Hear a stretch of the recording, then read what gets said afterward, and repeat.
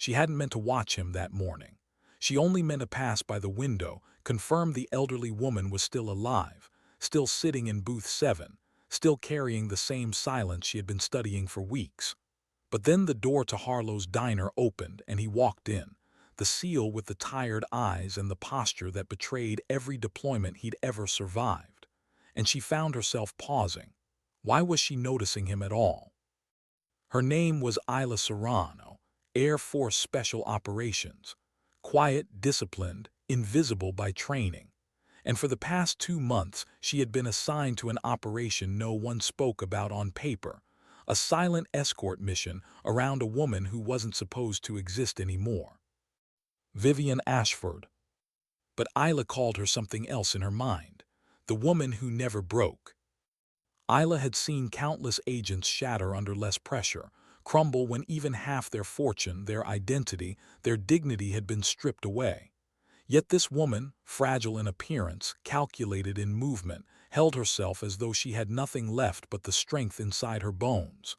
Isla admired that, quietly, privately. But she had never expected him.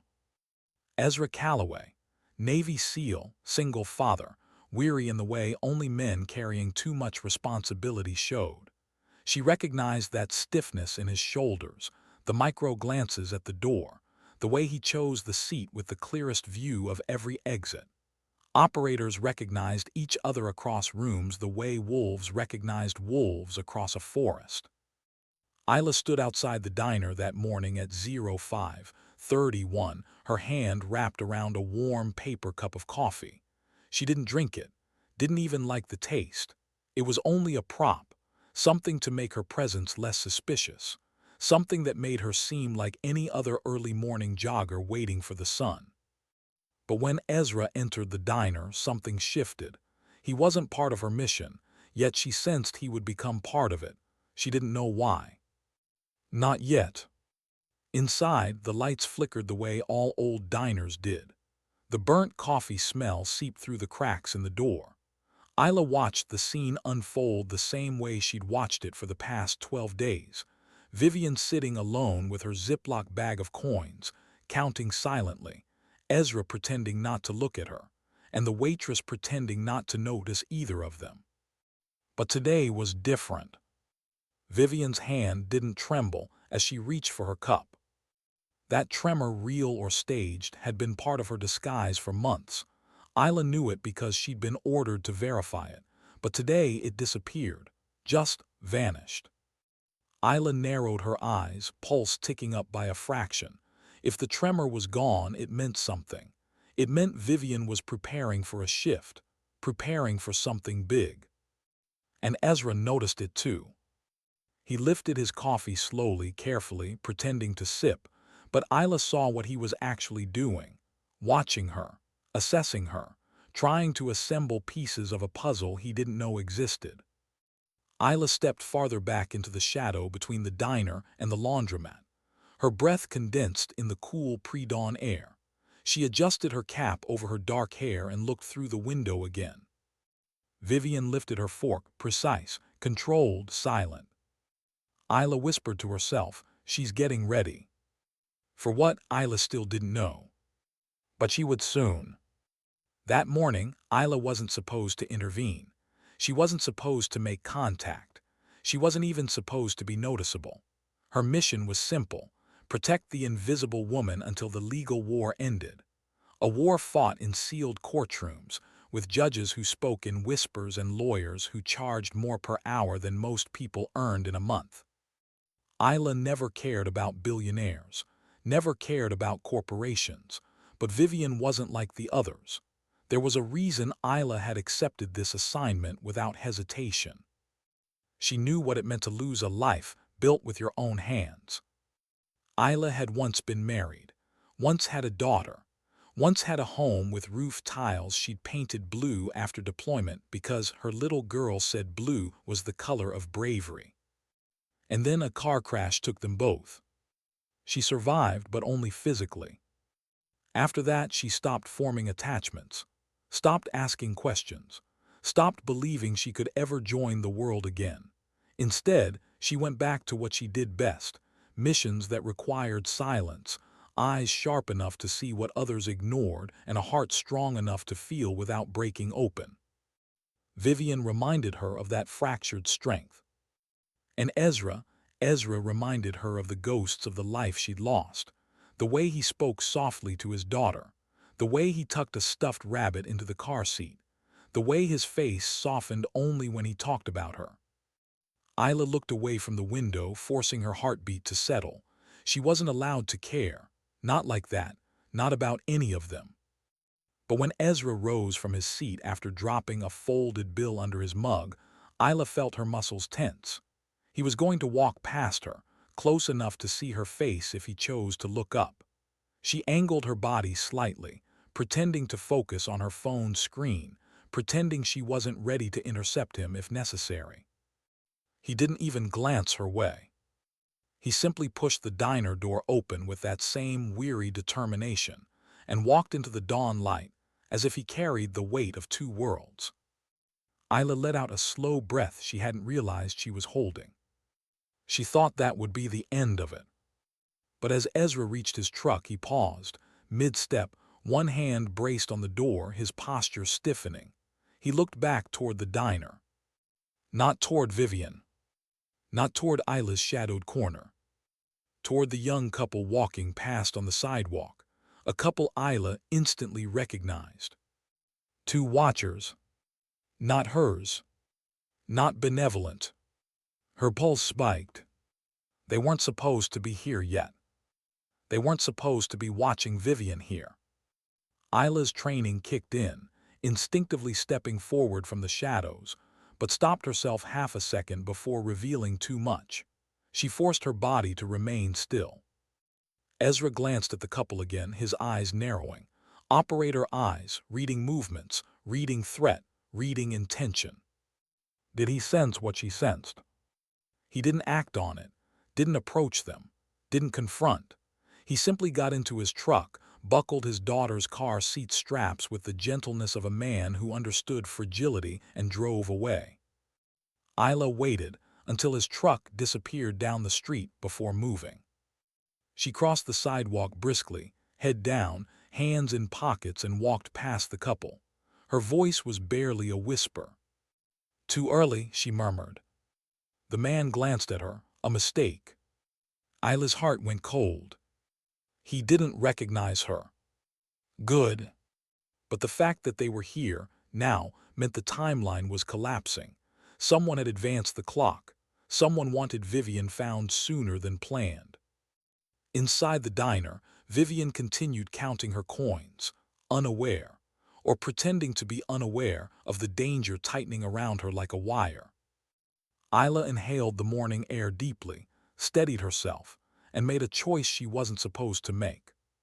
She was going to break the rules. She was going to protect them both. The billionaire hiding in plain sight, and the SEAL who had unknowingly walked into the center of a storm. Because something told her that, whatever was coming, Ezra Calloway would not survive it without her. And Vivian Ashford would not survive it without him. And Isla Serrano, silent, unseen, always arriving a moment too late for the people she loved, wasn't willing to let another life slip through her fingers. Not again. Not this time. Not when she could feel the danger breathing down their necks. And not when something deep inside her whispered, "They're going to need you." She knew something was wrong the moment Vivian left the diner before finishing her coffee. It was subtle, just a fraction too quick, a fraction too intentional, but Isla saw it. Vivian never broke routine unless she had a reason, and Vivian Ashford never did anything without a reason. Isla counted to 5 before stepping away from the wall and following, keeping her distance. The morning traffic along Bancroft barely existed. The world was still stretching awake, unaware of the quiet storm beginning to gather around a woman most believed was either dead or living somewhere in Europe behind 10-foot gates and an entourage of lawyers. But she was here, shuffling in worn shoes, cardigan frayed at the elbows, looking like a woman who didn't have $50 to her name. She turned left at the intersection. Isla followed, steps synchronized, posture relaxed. Vivian didn't look back, but Isla saw it, the tiny shift in her shoulders. Not fear, not hesitation. Awareness. She knew she was being followed. But she didn't run. Why not? A car turned the corner 2 blocks behind Isla. Black sedan, unmarked. Windows tinted enough to be suspicious but not enough to break city codes. Isla didn't flinch, didn't turn, didn't give anything away. But her hand drifted toward her pocket where a slim, outdated flip phone rested. The kind that didn't sync with apps, didn't leave metadata, didn't reveal location.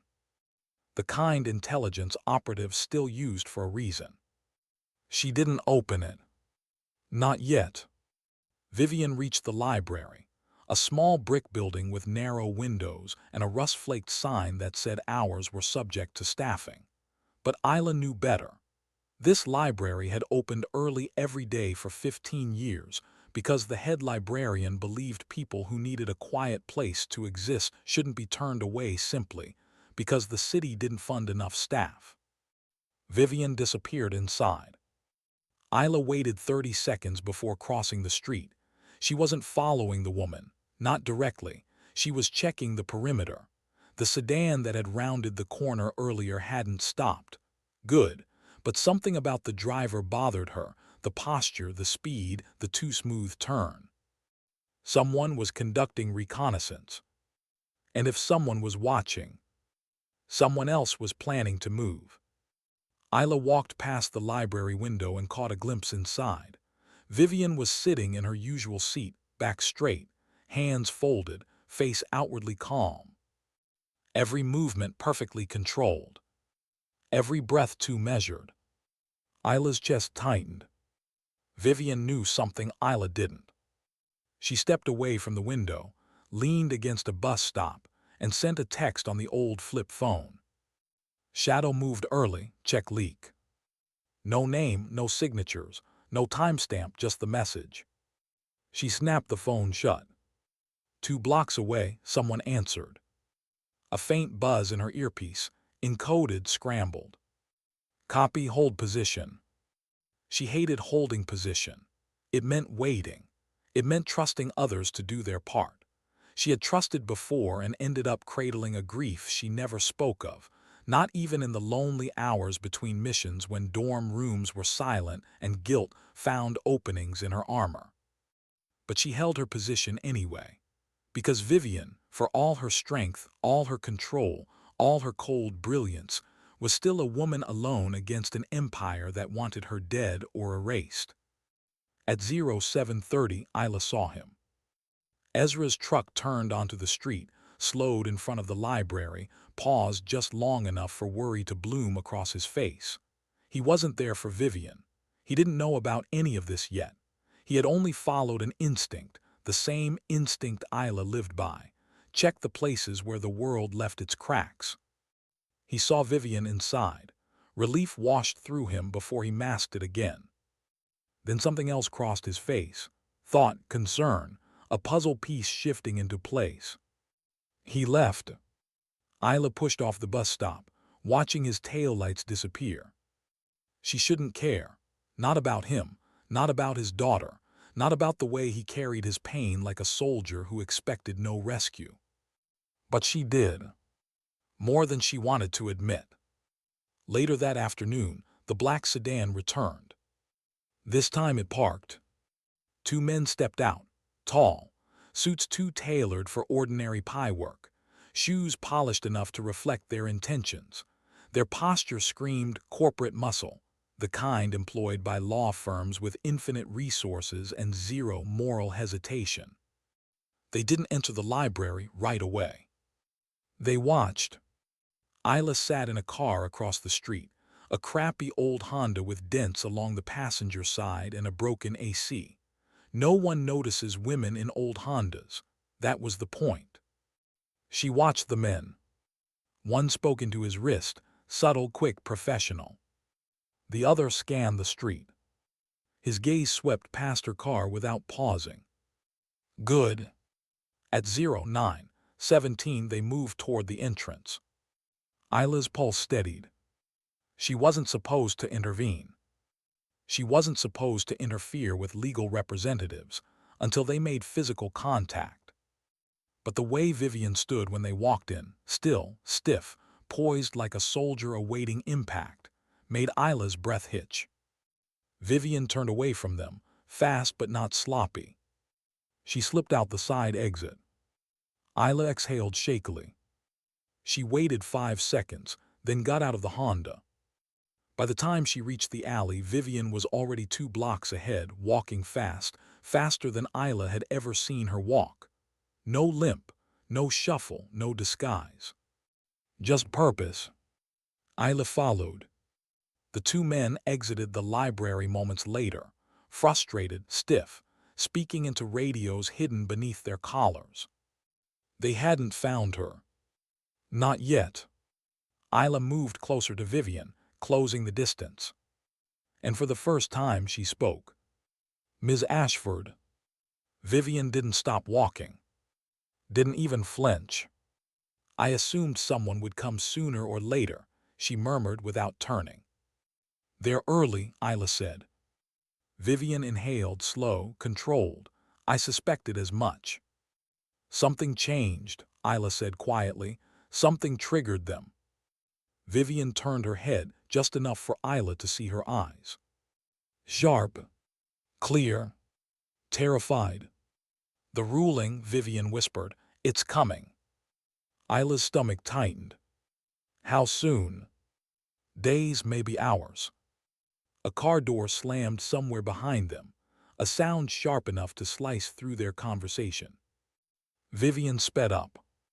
Isla stepped slightly ahead, scanning the street. "You need to disappear again." "No," Vivian's voice sharpened. "No more disappearing. I've done my waiting." "You'll be exposed." "I already am." Isla swallowed hard. Vivian never used first-person pronouns casually, never spoke of herself unless she was preparing for something irreversible. They turned a corner. The street opened into a quiet stretch near a community garden. Vivian stopped walking. Isla stopped too. Vivian finally met her eyes. "He knows." "Who?" "The seal." Isla felt her pulse trip. "Ezra," she whispered. Vivian nodded. "He's watching, he's paying attention." Isla closed her eyes for half a second, long enough to feel an ache she wasn't supposed to feel. An ache she had pushed away every time she noticed him helping the invisible woman without expecting anything in return. "What do you want me to do?" Isla asked. Vivian placed something into Isla's hand, a folded legal document, half-creased, water-stained. "They are coming," Vivian whispered. Isla unfolded the paper. Only 3 words were handwritten at the bottom. "They know everything." Her heartbeat stuttered. She looked up. But Vivian was gone. Vanished. Like she had stepped off the earth. Isla spun, scanning alley's doorways' shadows. "Nothing." She cursed under her breath. Someone pulled up in a black SUV at the far end of the street. A man stepped out, talking into a radio. Isla ducked behind a tree, her breath shallow. The SUV door opened again. "Ezra." Her pulse roared in her ears. Why was he here? Who had tipped him off? What had he seen? He looked around, confused, alert, searching. But not for Isla. Not even for Vivian. He was searching for answers. Answers he didn't know were tied to a war he'd never asked to enter. Isla gripped the paper in her hand. Something inside her broke, quietly, silently, the way she'd learned to break after losing everything. She whispered to herself, to the wind, to whatever fate had intertwined all their lives. "This is the beginning." Because she finally understood. Ezra Calloway wasn't stumbling into danger. He was being pulled into it. Someone wanted him involved. And Isla Serrano, operative, ghost, survivor, was going to have to protect both of them. Even if it meant breaking every rule she'd ever sworn to follow. She should have walked away when she saw Ezra step out of that SUV. She should have melted into the shadows like she'd done 100 times before, pretended she wasn't there, pretended none of this touched her in any human way. That was what she was trained for, to be the ghost who watched but never left footprints. But Ezra stood there on the sidewalk, hands clenched, eyes sharp with a confusion Isla recognized far too well. The kind of confusion that didn't come from fear. It came from instinct, instinct telling him the world he thought he understood had just shifted under his feet. He looked up the street, then down. He didn't see Isla, but Isla saw everything. She saw the tremor in his jaw he tried to hide. She saw the way his fingers curled when he realized the SUV that brought him there didn't belong to any unit he'd ever worked with. She saw the ache behind his eyes, the ache of a man who had been fighting his own battles long before he ever stepped into that diner. She took one slow breath, then stepped out of the shadows. Ezra noticed her only at the last second, just a flicker of movement, a shift in his periphery. His hand went instinctively toward his waistband, where a concealed weapon might have been if this had been an operation. His voice dropped low, controlled. "You've been watching me." She didn't deny it. "You followed me from the diner," he said quietly. Still, she said nothing. "Who are you?" Isla swallowed. "A friend." He shook his head once. "Try again." Isla glanced behind him. The SUV was still parked, engine running, probably waiting for someone. She wasn't supposed to intervene, not directly, not yet. But Ezra had already been pulled in deeper than anyone intended, and Vivian's disappearance had accelerated everything. "Walk with me," Isla said softly. Ezra hesitated only a moment, then followed. He didn't trust her, but he trusted his instincts, and his instincts told him that whatever she had to say, it mattered. They moved down the sidewalk, feet crunching on scattered leaves. Ezra kept a full arm's length between them, his awareness flickering to every alley, every rooftop, every car that passed too slowly. "You're military," he finally said. "Not active, not standard, and not private security." Isla felt something twist in her chest. He saw too much, too quickly. "What gave me away?" she asked. He exhaled a humorless breath. "Your walk. You're trying too hard to look like you don't know what you're doing." She almost smiled, almost. "That old woman," he said. "Vivian, you know who she is." Isla's step slowed. "Yes." "Why is she being followed?" "Because someone wants to control what she's about to get back," Isla said quietly. "And what's that?" Isla debated. She wasn't cleared to give him details, but she also wasn't cleared to let him wander into danger blind. "Her life," Isla said, "and everything that was stolen from her." Ezra looked ahead, jaw working. "She's not who she seems." "No," Isla said, "and neither are the people coming after her." "Then why did she sit in that diner for 7 years?" he asked. "Why didn't she run? Why didn't she hide somewhere safer?" Isla stopped walking. This was the question she hadn't wanted to answer. "She wasn't hiding," Isla said softly. "She was watching." "Watching what?" Isla turned her head toward him, eyes meeting his. "People. The kind of people who look away and the kind who don't." Ezra's throat bobbed. He understood. More deeply than he wanted to admit. "She saw you," Isla added, "more than you realize." Ezra took a slow breath. Does this have something to do with the custody papers?" Isla blinked, thrown for a moment. "Custody papers." Ezra closed his eyes briefly, as if regretting letting anything slip. "I'm in the middle of a divorce. It's getting ugly." So that was the shadow behind his eyes. "I didn't know," Isla said quietly. He opened his eyes. "You weren't watching me for that." "No," she murmured, "but I noticed." Ezra rubbed a hand across his face. "This isn't making sense." "It doesn't have to yet." That's not good enough. Isla stopped walking again. He almost bumped into her. Listen, she whispered. She left something behind this morning. She handed him the folded legal document Vivian had slipped to her. Ezra took it, unfolded it slowly, his brows pulled together. They know everything. His voice was barely audible. Isla's pulse fluttered. She wrote that, he asked. Yes. Who they? Isla took a breath. The people who stole her company, the people who buried her case, the people who wanted her gone. Ezra looked back at the SUV, and they sent men to the library. Yes. Were they there for her? No, Isla's voice hardened. They were there for you. Ezra froze. What? Isla nodded slowly. They saw you watching her. They saw you pay for her meals. They saw you break routine. And now they think you're someone in her orbit. But I'm not, Ezra said. Doesn't matter, Isla whispered. They think you are. Ezra stared at her, disbelief and anger mixing. A baby cried somewhere behind them. A leaf blower whined in the distance.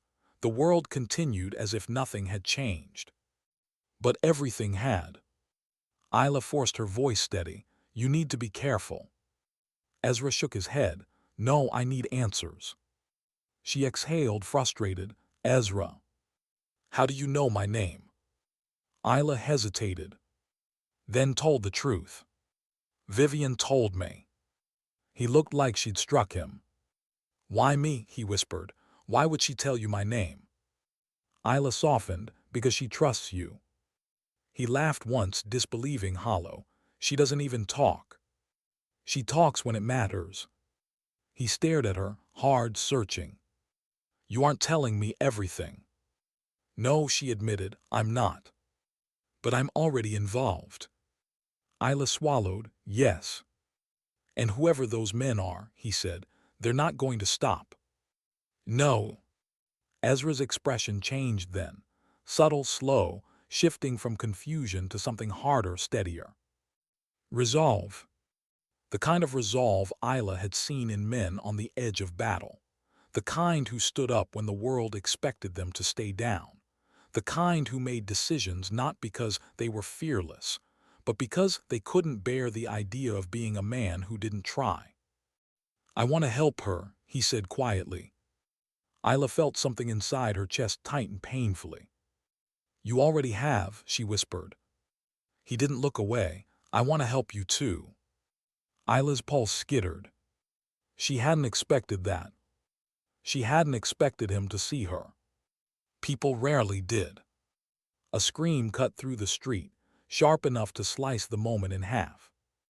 Isla's head snapped up. Ezra's breath caught. At the end of the block, a woman stumbled backward out of the library, panic etched on her face. Two black-clad men were just steps behind her, moving fast. Isla's blood ran cold. They're not looking for her anymore, she whispered. Ezra's eyes widened. They're looking for Vivian. Isla shook her head slowly. No. She stepped forward. They're looking for anyone who knows anything. Ezra inhaled sharply. And that includes us. Isla drew in a final breath, bracing herself for everything that would follow. This, she whispered, is where it begins.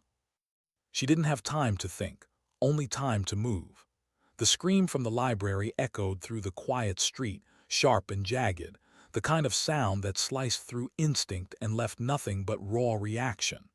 Isla broke into a run before Ezra even registered that she'd moved. The woman stumbling backward was young, maybe a student, maybe a volunteer, her hands shaking, her voice broken. The two men chasing her didn't shout. They didn't threaten. They simply advanced, silent and cold, like shadows with a mission. Isla reached her first. Inside, she whispered, grabbing the woman's arm and pulling her behind a parked truck. The woman sobbed. They were asking about someone who comes in every morning. Isla's stomach dropped. Vivian. Ezra rushed up behind them, eyes blazing. What's happening? Isla didn't have time to answer. The men stepped out onto the sidewalk, scanning the street with a predator's attention. They didn't look panicked. They didn't look rushed. They moved with the confidence of men who knew the law would not touch them. Isla pulled Ezra and the woman deeper behind the truck. "Don't make a sound." The woman covered her mouth. Ezra pressed his back against the metal, his breath slow and steady despite the tension in his shoulders. One of the men spoke quietly into a wrist mic. "Target not in building. Possible movement eastbound." Eastbound. Toward the neighborhood where Ezra lived. Isla's pulse slammed against her ribs. "We need to move." Ezra frowned. "Where?" "Anywhere but here." "But my—" Isla grabbed his arm, firm but not harsh. "If they think you're helping her, they'll go after the one thing that can break you fastest." Ezra froze. His daughter. "Come on," Isla said, already pulling him toward the alley. "We move now." The young woman they'd helped spoke in a trembling whisper. "Who are you people?" "No one," Isla said gently. "You never saw us, you never saw them. Go home, stay inside." The girl hesitated.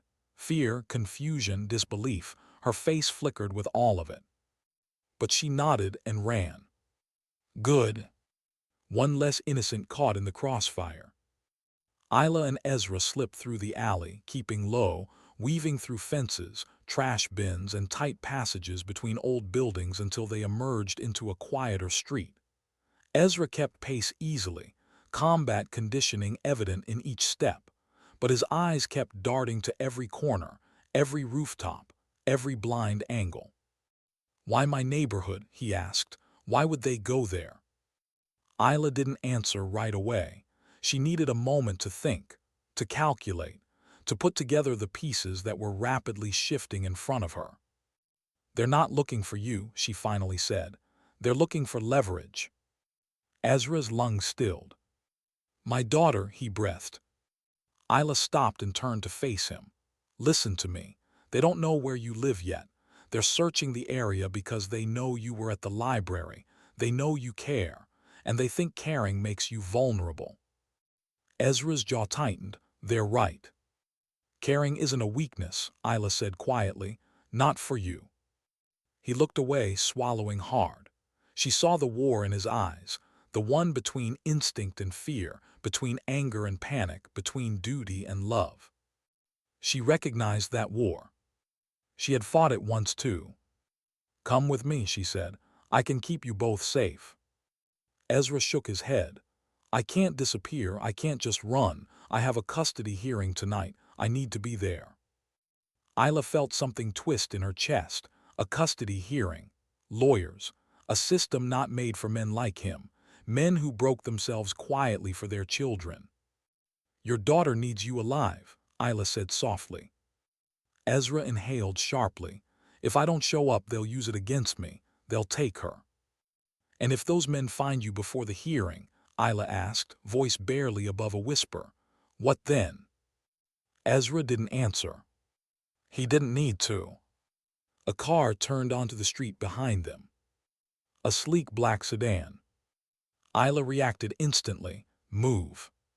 She grabbed Ezra's sleeve and pulled him between two houses.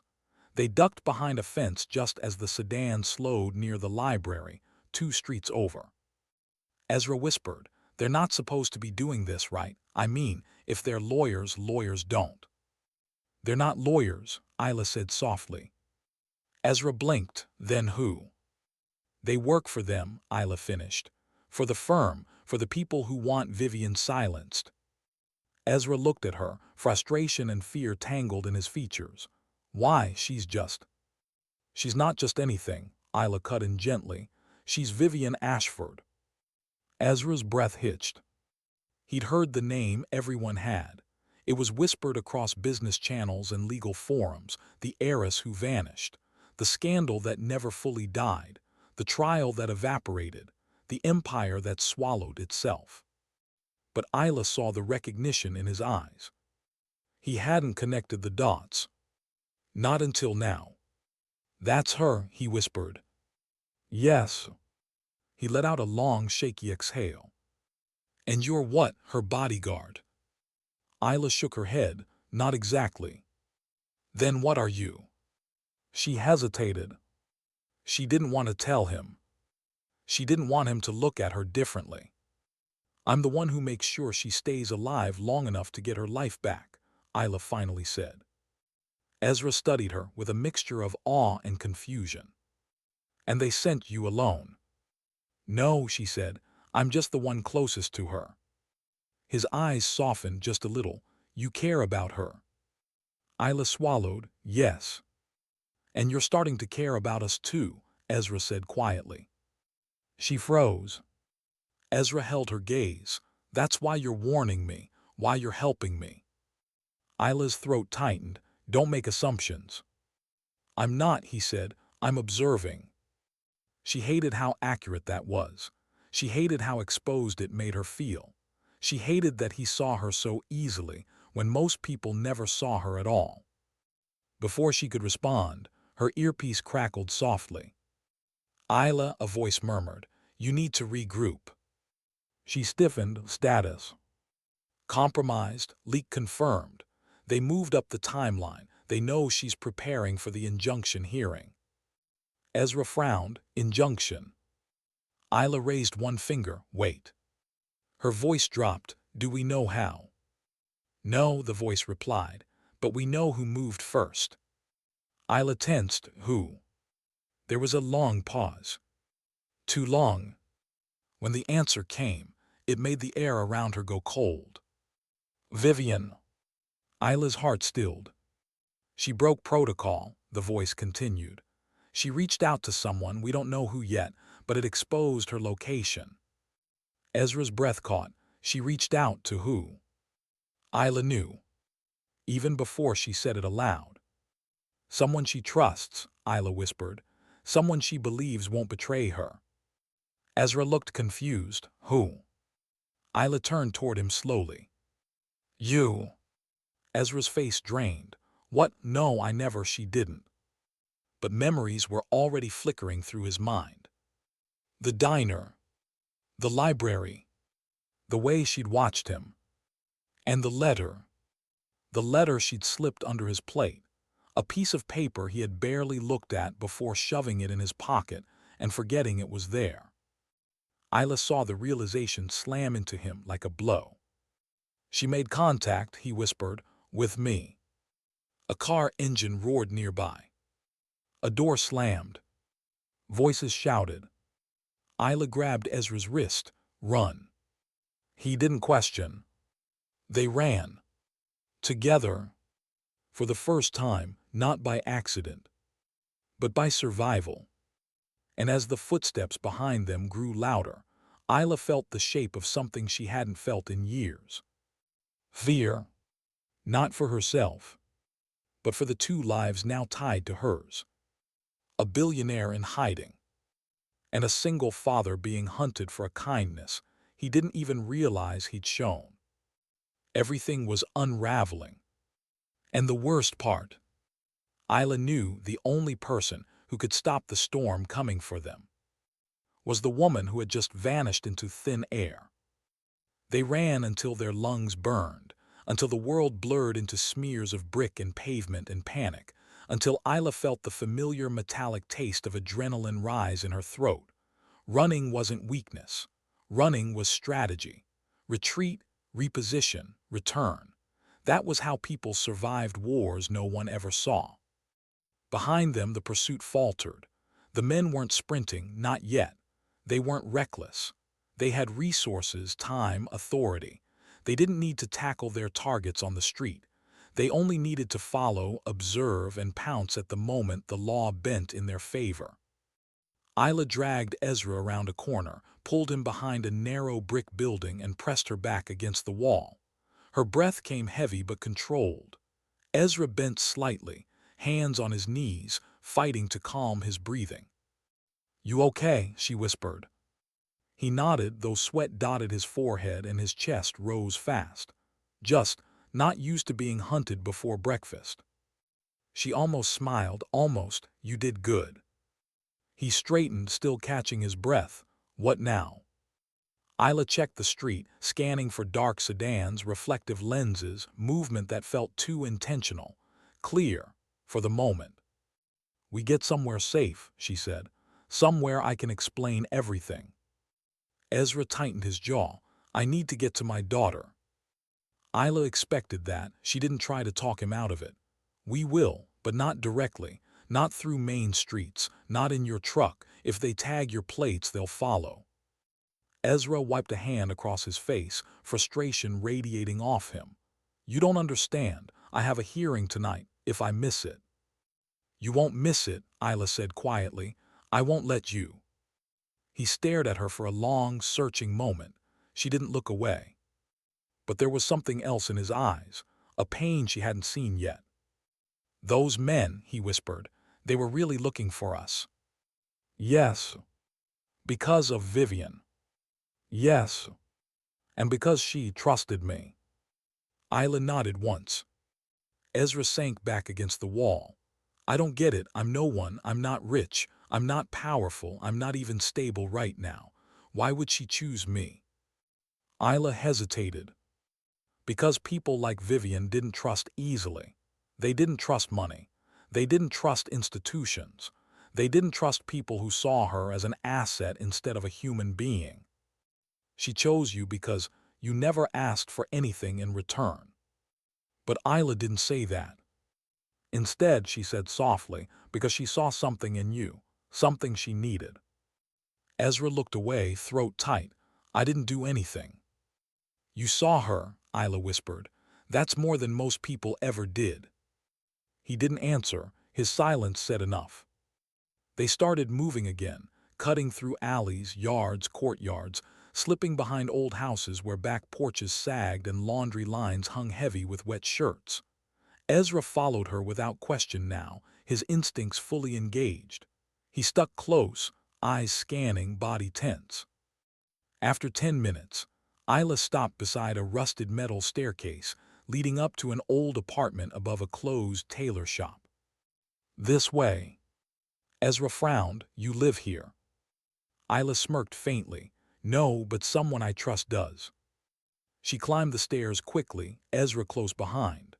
At the landing, she knocked twice in a precise rhythm. A latch clicked. The door opened a crack, revealing a narrow face with sharp eyes. The man's voice was a whisper. You're early. They're moving, Isla said. Timeline collapsed. He sighed. Of course it did. Come in. They entered the apartment. It smelled faintly of old wood, coffee grounds, and machine oil. Maps, documents, and a tangle of encrypted radios covered the kitchen table. Ezra looked around, hesitant. The man, Foster, extended a hand. Ezra Calloway, right. Ezra stiffened. How do you? Isla cut in. He's safe, he's with us. Foster nodded. Then we've got a lot to talk about. Ezra sank into a chair. Isla stayed standing. Foster grabbed a folder from the counter and slid it onto the table. Ezra didn't touch it. Isla watched him, her chest tightening. He didn't look like a soldier anymore. He looked like a father standing on the edge of losing everything. Foster opened the folder. Newspaper clippings, old court filings, financial records, photos. And one image Ezra recognized immediately. Vivian Ashford, younger, smiling, standing beside a tall man with silver hair. Ezra exhaled. That's her. Foster nodded, before everything fell apart. What happened to her? Ezra asked. Isla exchanged a glance with Foster. He nodded. She took a breath. Vivian's father built a company, Ashford Meridian, multi-billion-dollar logistics firm, defense contracts, humanitarian transport, global supply chain operations. Ezra leaned forward slightly. When he died suddenly, Isla continued, Vivian inherited everything. Foster added, and then her uncle contested it, claimed she was mentally unfit, claimed her father changed his will under duress, claimed she couldn't handle leadership. Ezra frowned, so she fought. She tried, Isla said softly, but the law wasn't built for women like her. Smart, quiet, dangerous to the men who feared losing power. Ezra looked down at the table, so they took it from her. No, Isla said, they buried her. Foster tapped one of the articles. They leaked false accusations, faked medical reports, manufactured a breakdown, and when she refused to step aside, they erased her, Isla finished. Ezra stared at the table, horror washing over him. So she ran. No, Isla corrected. She was forced into hiding. And Ezra swallowed, you're protecting her. Isla nodded. I was assigned, but I stayed because she deserved better than the hell they gave her. Ezra turned to Isla, voice trembling. And now they think I'm involved. Yes. He leaned back, rubbing his face with both hands. I didn't ask for any of this. I know. I didn't choose any of this. I know. I just helped her eat breakfast. That's all I did. Isla's voice softened. And that's why they're scared of you. Ezra looked up sharply. Why? Because kindness is unpredictable. Because it means you can't be bought or controlled. Because you could help her reclaim what she lost. Ezra's breath faltered.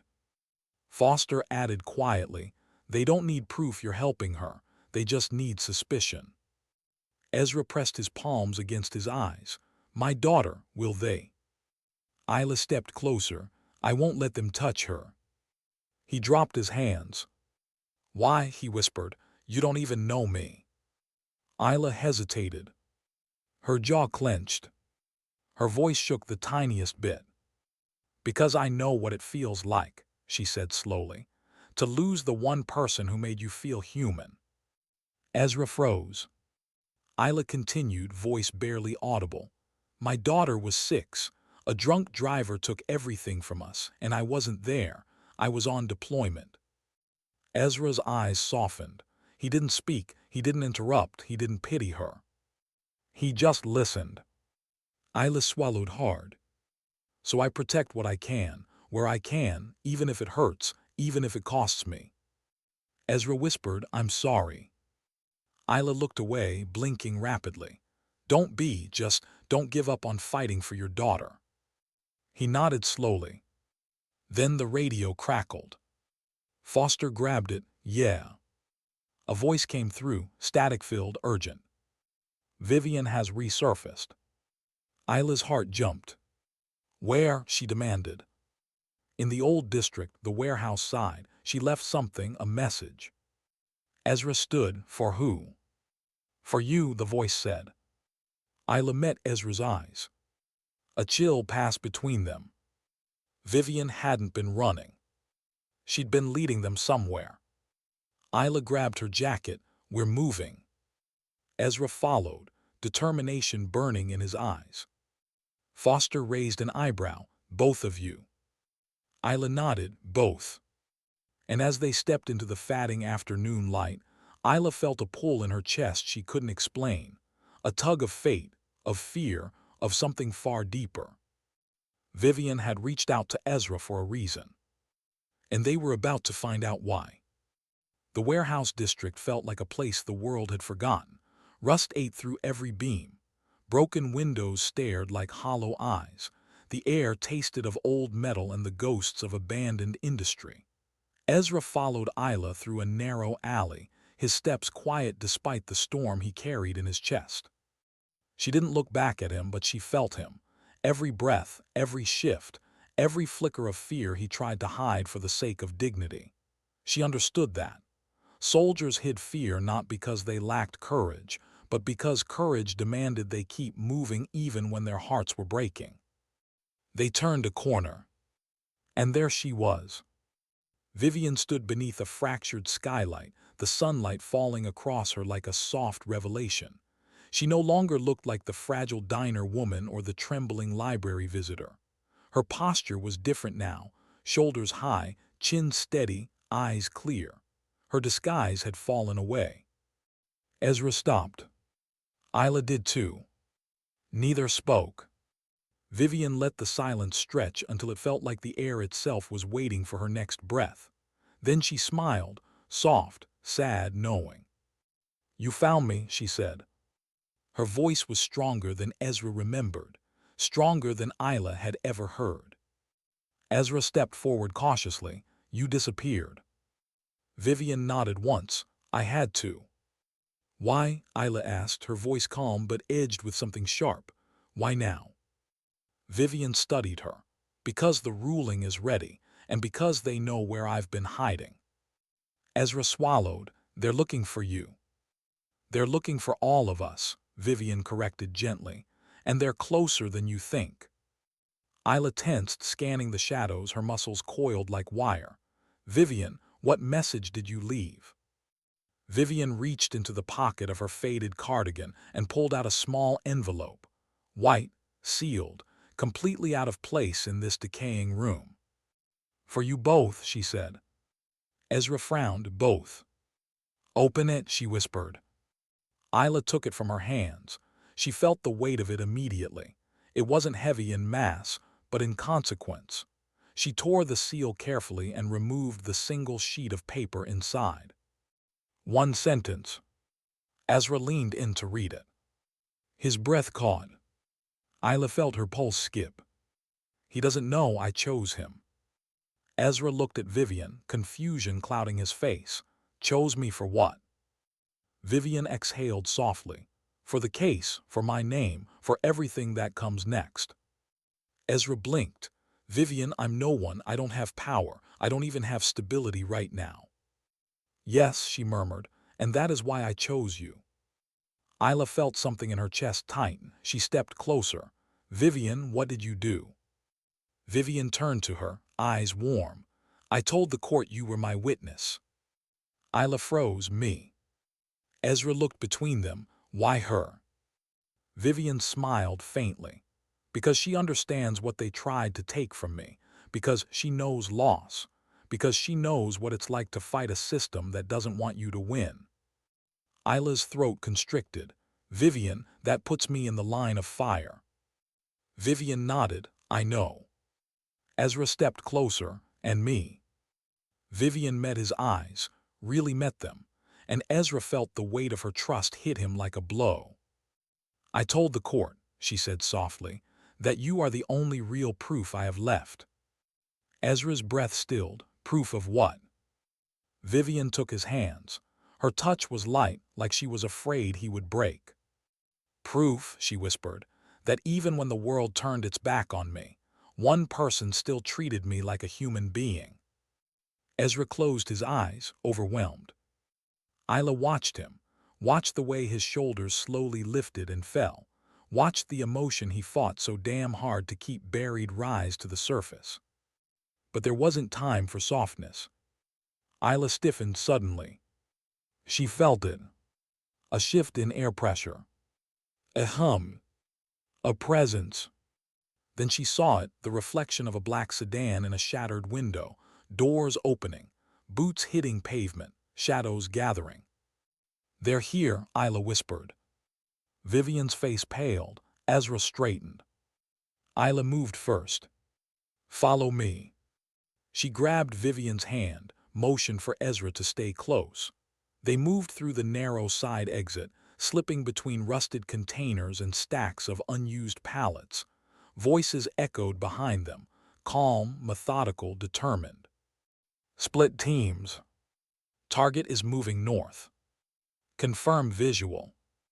Ezra's jaw clenched. "They're going to corner us." "Not if we move first," Isla said.